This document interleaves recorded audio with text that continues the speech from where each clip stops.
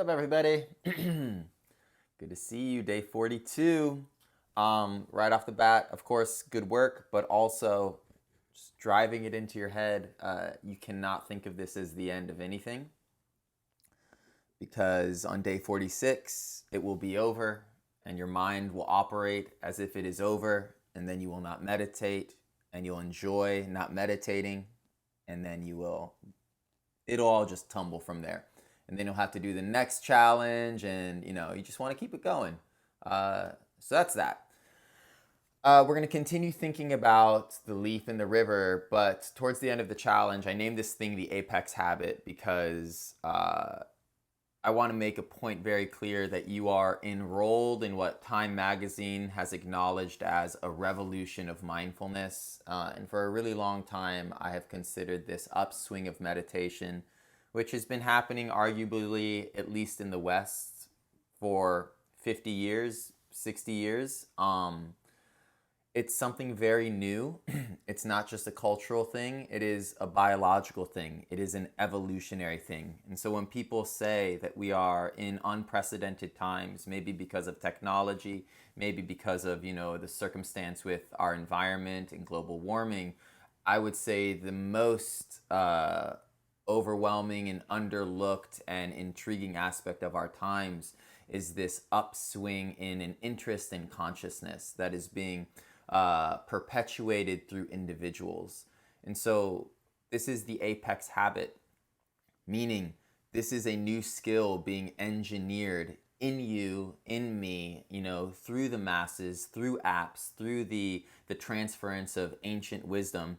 Ancient in relatively sort of like narrow terms. 2,000 years means nothing. 5,000 years means nothing in relationship to the expanse of time that biological organisms have been evolving. And so we're going to talk about the brain and for the last few sessions and involve these metaphors that I introduced. So here we go. The first brain and nervous system comes from a flatworm called a planarian. It's about 520 million years old. So the first nervous system with something like a brain, 520 million years ago.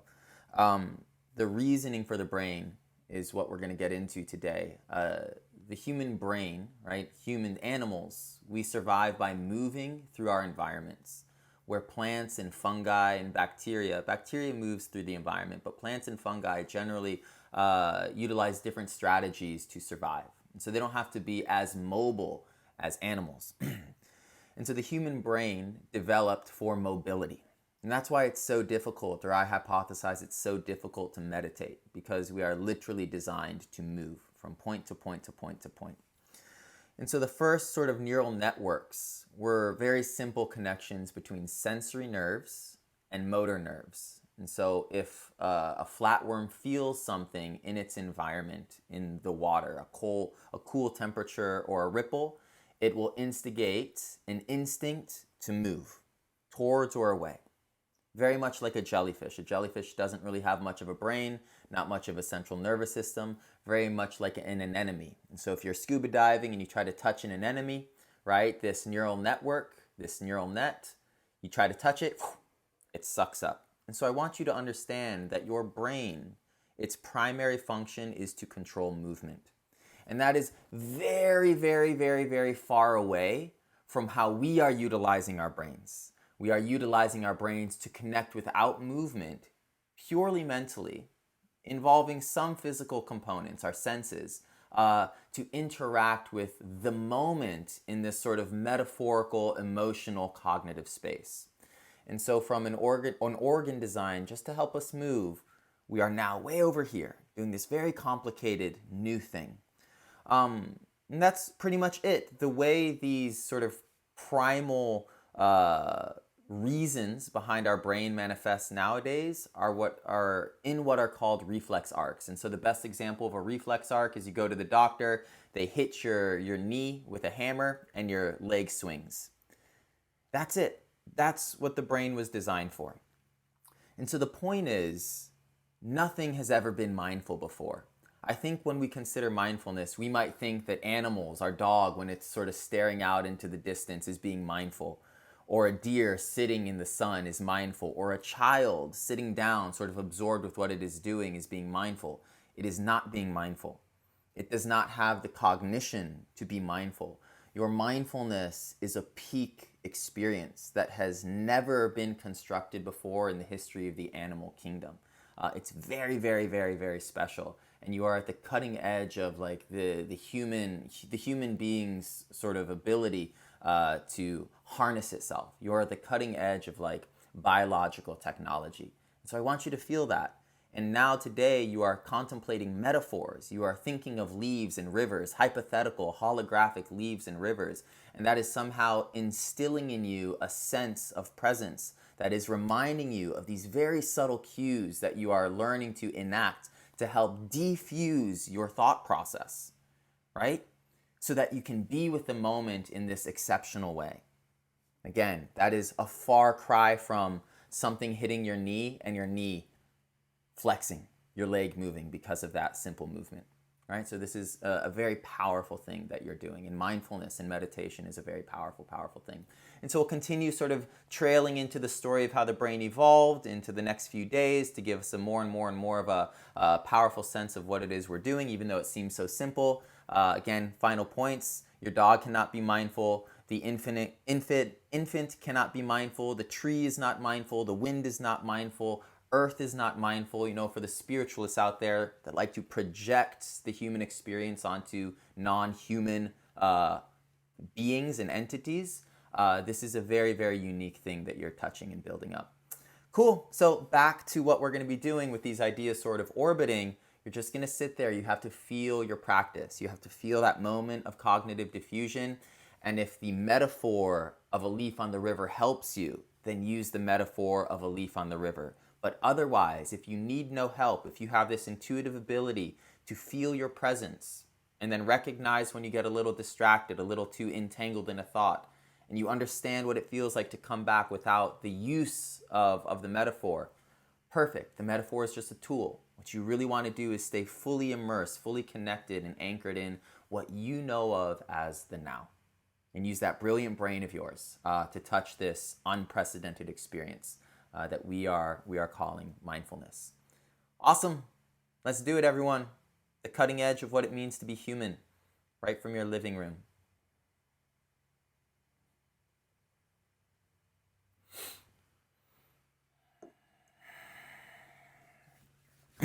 So right away, your posture, how you hold your body, how you still your body, that is special. And at this point, it may already induce mindfulness. That is good.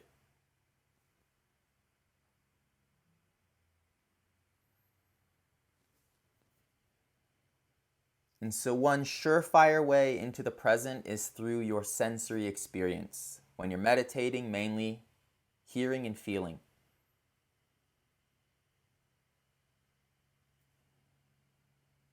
And if you can just trust an attitude of mindfulness, that listening to the chirp of your refrigerator matters because it will pull you into what is arising now. And that chirp of your refrigerator that some part of you wants to fix is everything. That is the skill.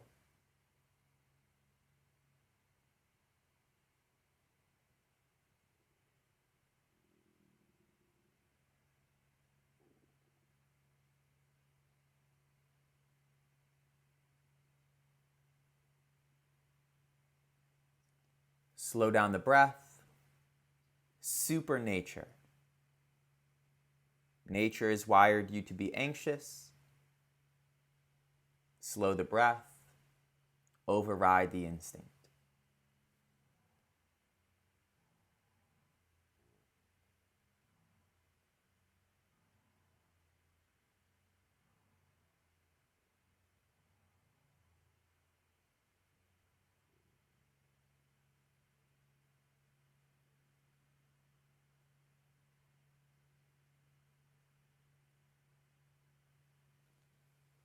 And now in your relative mindfulness, softly consider this space, this presence that you know now. has never been touched before in the history of life on Earth.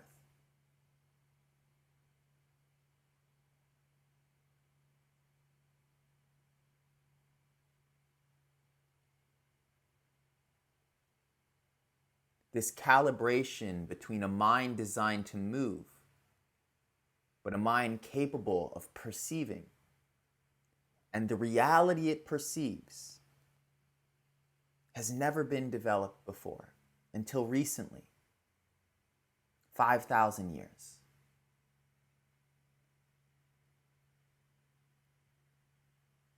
And so here you are, embedded in this brand new experience.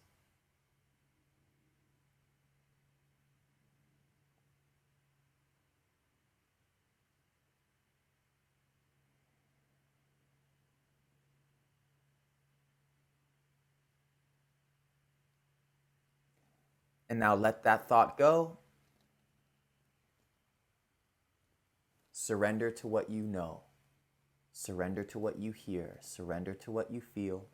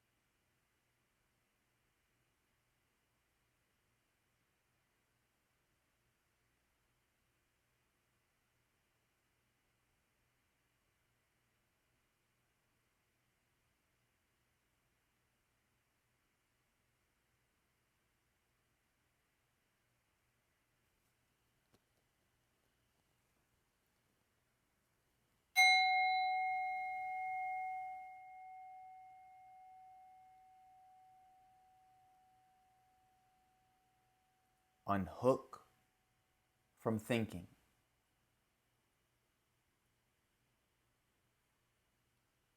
But allow thoughts to exist.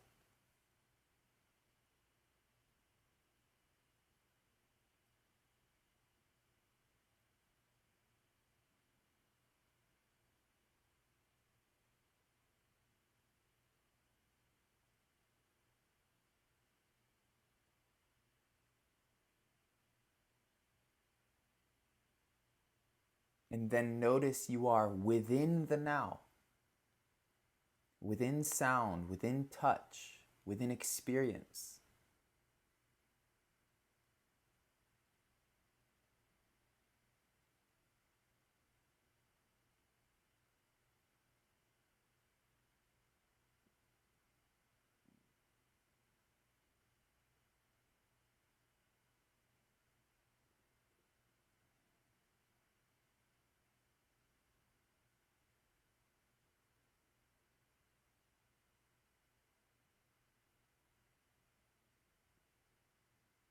Recognize your mindfulness.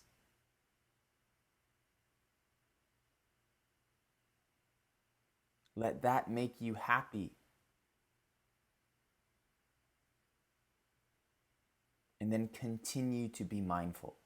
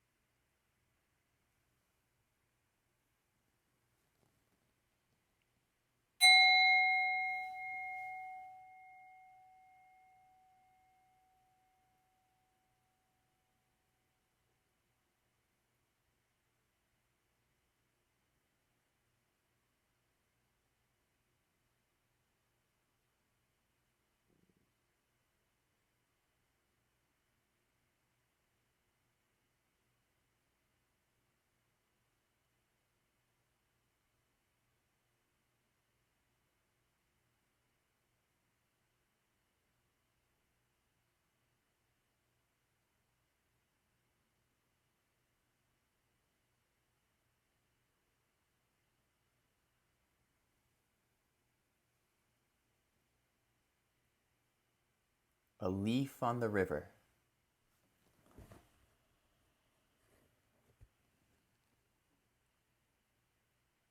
Life is obviously the river. Your moment is the river.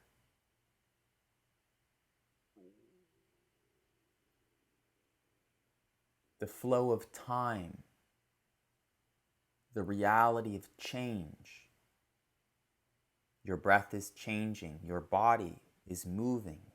That's change. A sound comes and disappears. That is change. Change is the river.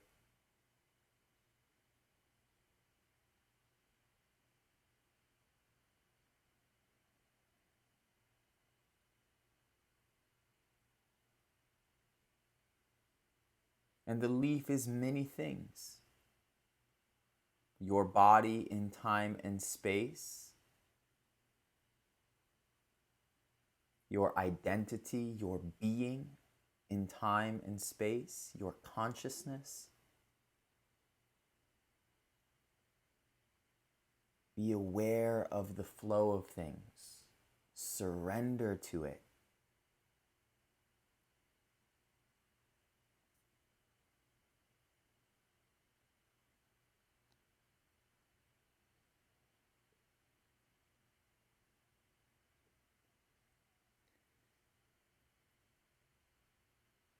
And then become skillful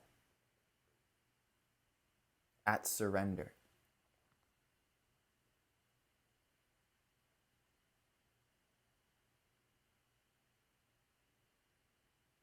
Skillful at letting go, skillful of dropping in.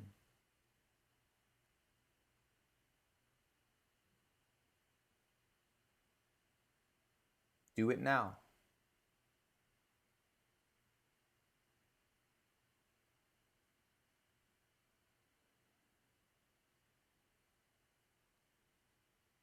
And so that is a skill, is an ability that has only recently evolved.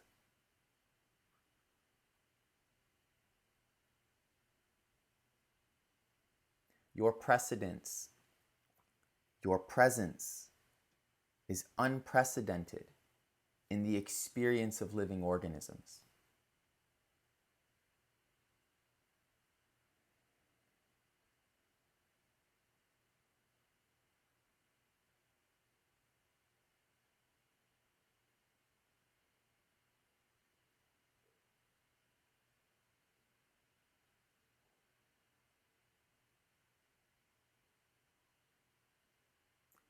In your final minutes today, contemplate this.